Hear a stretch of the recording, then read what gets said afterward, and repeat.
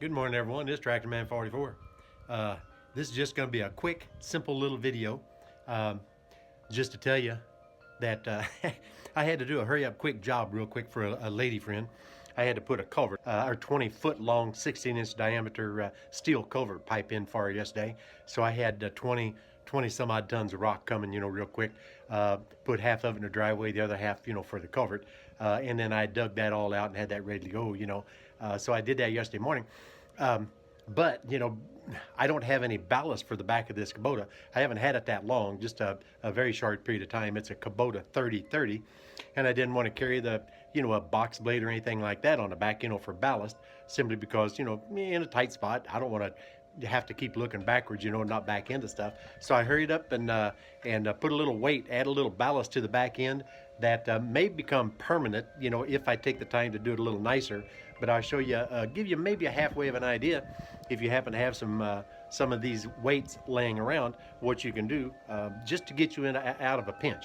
And this really helped a lot. This is a an '05 model 3030 Kubota with a LA403 loader on it.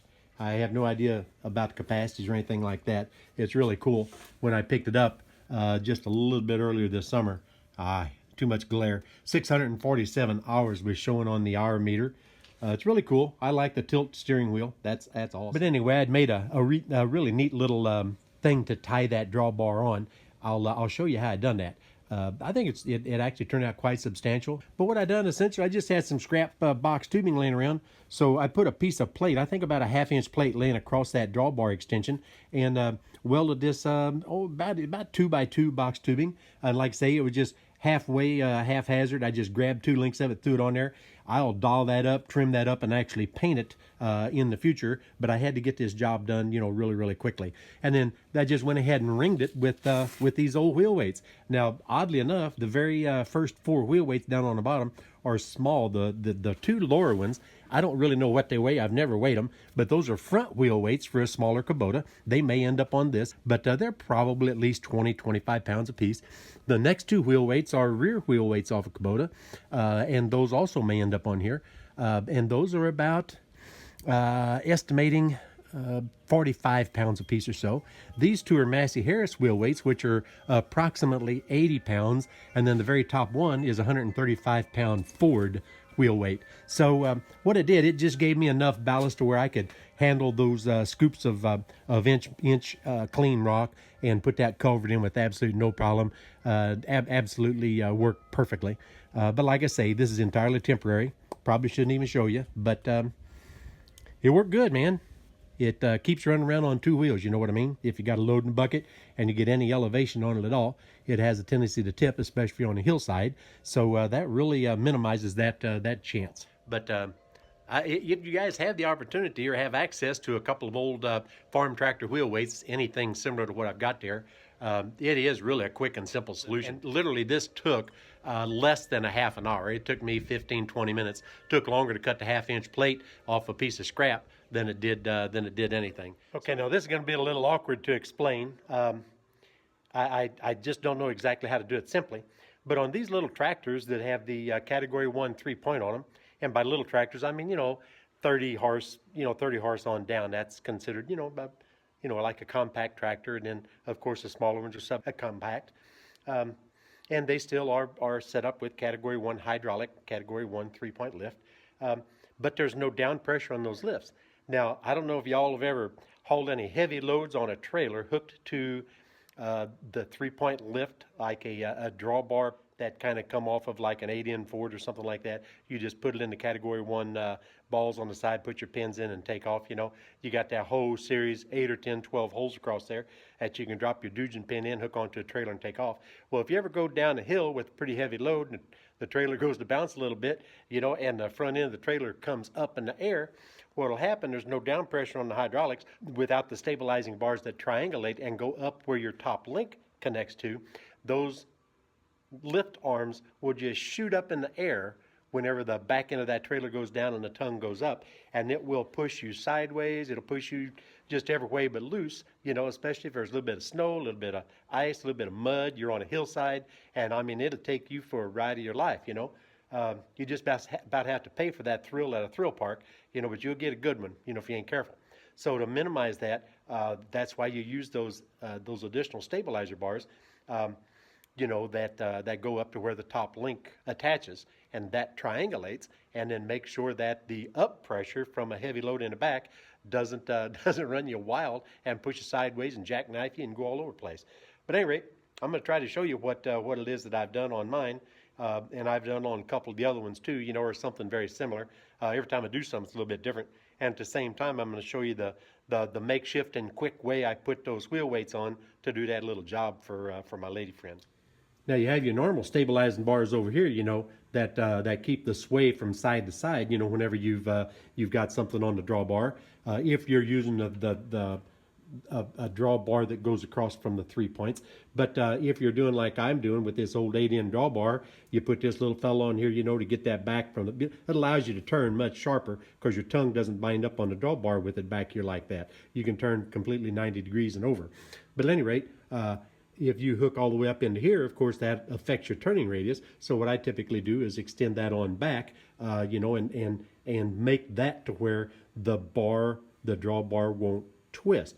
Because if there's nothing to keep it from twisting on these category 1 pins, that drawbar will just roll back and forth, and then in the tongue of your trailer is just going to continue to do this all the time.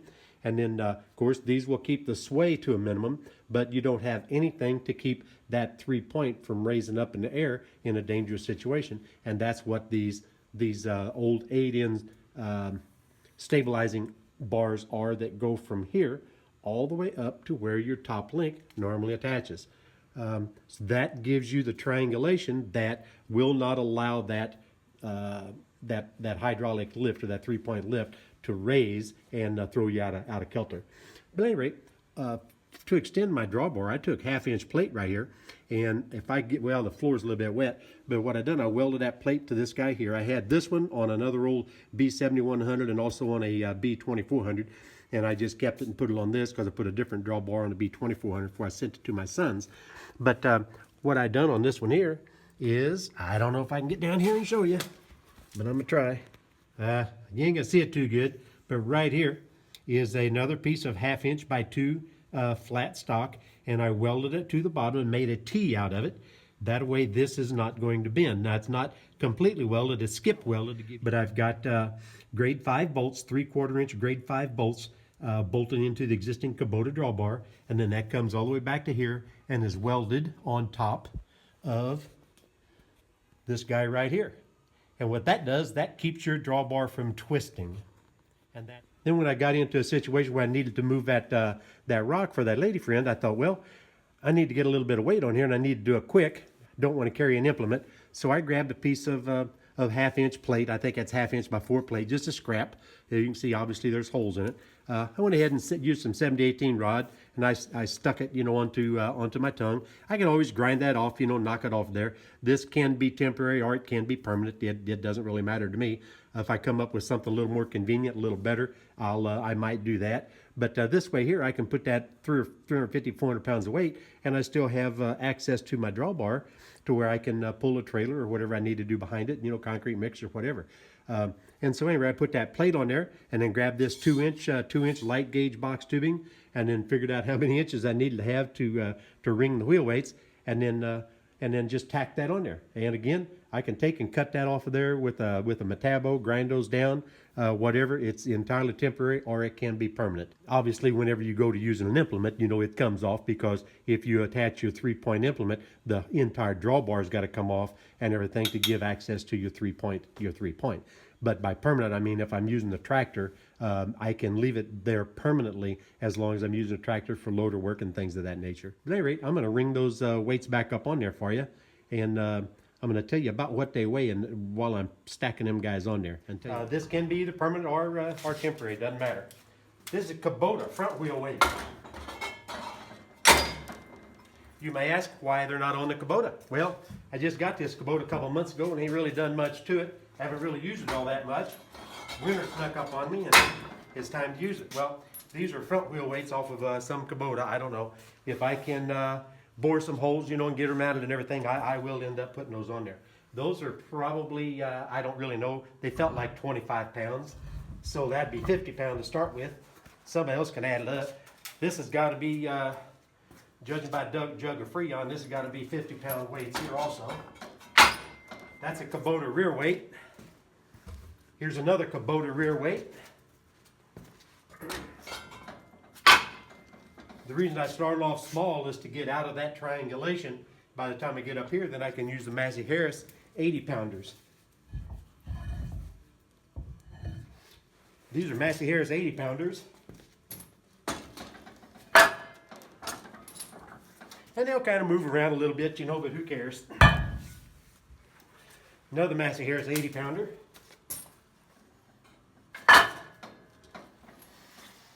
And here's a Ford 135-pound.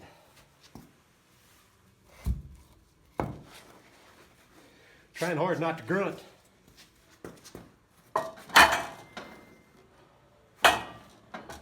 So 135, 80 and 80, that's 160, 160, 135, 50 and 50, that's got to be 100, and then at least 25 a piece, so that's another 50. Instant weights.